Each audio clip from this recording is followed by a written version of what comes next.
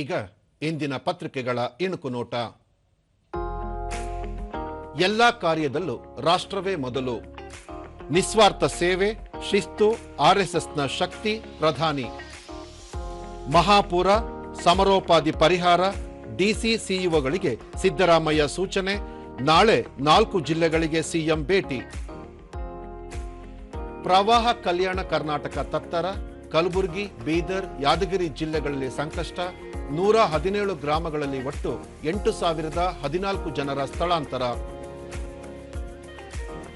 ದೇಶದಲ್ಲಿ ಹಸಿರು ಇಂಧನ ಕ್ರಾಂತಿಗೆ ಹಲವು ಕ್ರಮ. ಪ್ರಧಾನಿ ನರೇಂದ್ರ ಮೋದಿ ದೂರದೃಷ್ಟಿ ಫಲ. ಕೇಂದ್ರ ಸಚಿವ ಪ್ರಹ್ಲಾದ್ ಜೋಶಿ ಬಣ್ಣನೆ.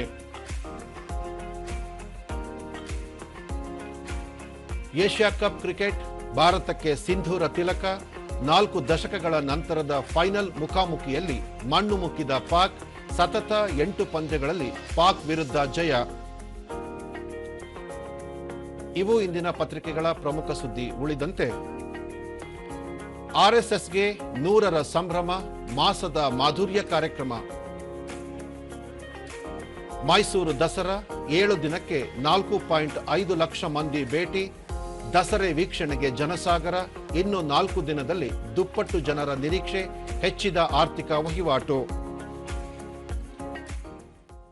ತಮಿಳುನಾಡಿನಲ್ಲಿ ಕಾಲ್ತುಳಿತ ದುರಂತ. ಮೃತರ ಸಂಖ್ಯೆ 41ಕ್ಕೆ ಏರಿಕೆ. ವಿಜಯ್ ವಿರುದ್ಧ ಎಫ್ಐಆರ್. ಸಂತ್ರಸ್ತ ಕುಟುಂಬಕ್ಕೆ ಟಿವಿಕೆ. ರಾಜ್ಯ ಕೇಂದ್ರ ಪರಿಹಾರ ಘೋಷಣೆ. ಒಂದೇ ತಿಂಗಳಲ್ಲಿ ರಾಜ್ಯದಲ್ಲಿ 800 ಡೆಂಗ್ಯೂ ಪ್ರಕರಣ ಪತ್ತೆ. ಕಳೆದ ವರ್ಷಕ್ಕಿಂತ ಪ್ರಸಕ್ತ ಸಾಲಿನಲ್ಲಿ ತಗ್ಗಿದ ಸೋಂಕು.